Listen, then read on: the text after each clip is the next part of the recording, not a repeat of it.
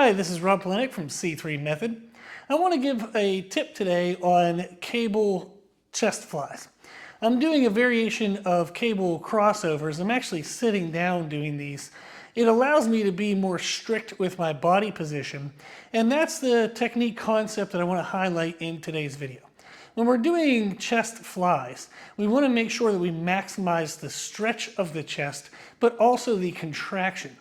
Unfortunately, what I'll see when people make mistakes is they have their shoulders kind of rounded forward and their chest down. And then when they're doing flies, it's essentially like they're just thinking of, are my hands getting close?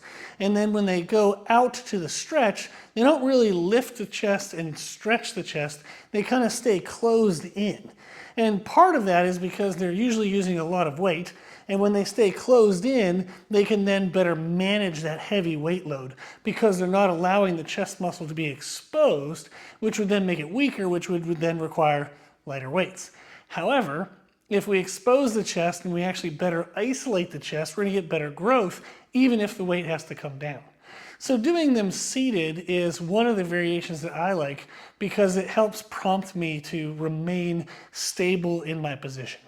So I'm going to do a set of flies, and what I want to focus on is keeping my chest up and my shoulders pulled back. So even when I'm doing the contraction, you'll notice that I don't let my shoulder come forward. I want to think of keeping my rib cage up and my shoulders back and allowing the chest to squeeze, not just trying to get my hands close together. Okay. So in this position, I do lean a little bit forward to counterweight the weight pulling me back. And then I want to get a good stretch and squeeze. So the whole time I'm focusing on keeping my rib cage up and my shoulders back and not allowing my upper body to swing or sway. I want to make sure I get a really good isolation on the chest. So a good stretch and then squeeze. Stretch and squeeze. Now you'll notice my arms are staying slightly bent. This is to alleviate stress in my elbow.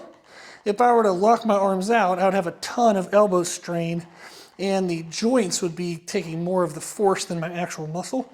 So I want to leave a little bit of an elbow bend so that way I can keep the force in the chest. But this is the technique we're looking for, is a good stretch, a good squeeze, keeping the rib cage up and the shoulders back. Okay, whew.